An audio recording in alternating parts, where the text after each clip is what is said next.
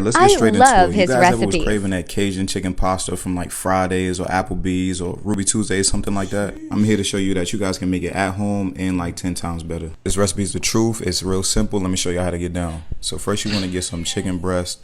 Get them clean, pat it dry, and then you just want to butterfly them. You can butterfly them or just split them in half. The reason that we're going to be butterflying is to get a thinner piece of meat that's going to cook more evenly. Even though it takes more time to do so, it's definitely going to be a money saver because now you get more portions of meat. Or you can do like me and butterfly and not cut all the way through so that you have larger pieces. I'm going to hit these with some avocado oil just because when I season these, I want to make sure that the oil helps the seasoning to be evenly distributed. First seasoning I'm using is the garlic butter and herb seasoning from Kimmy's Creations. Yes, that much seasoning. If you haven't gotten yours already and it's sold out, just go ahead and use any garlic herb seasoning of your choice. Next, we're going to go on with some Tony Chachere's just for some of that Cajun Creole flavor.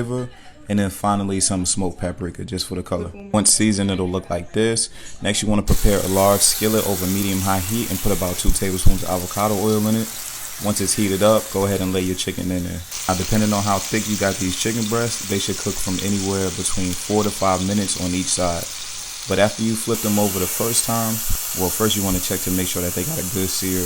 That's a pretty good sear. It's not as even, but it still looks good. But go ahead, give them a flip. Add about a tablespoon or 2 of butter to that same skillet. Move the butter around in the pan so that it can hit all the chicken. And then you just want to give the chicken a good base. Basting the chicken is keeping all that flavor right back onto the chicken. And after another 4 minutes or so, you want to take these and set them aside on a sheet pan. You can cover them loosely with foil, which is called tenting them, so that they'll still kind of cook a little bit.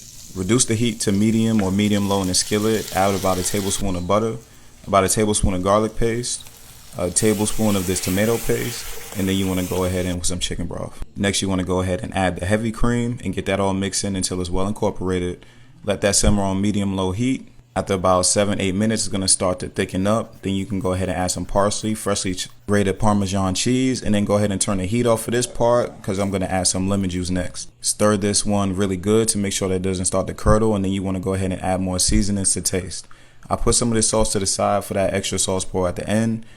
Pasta that I'm using is this penne retort. Add that directly into the sauce after you cook them till just before al dente and give those a good mix. Next, you want to go ahead and slice the chicken that you allow to rest for about 7 to 10 minutes. Your chicken breasts are fully cooked when they reach an internal temp of 165 degrees, and look how juicy that chicken looks. And now it's time to plate everything up.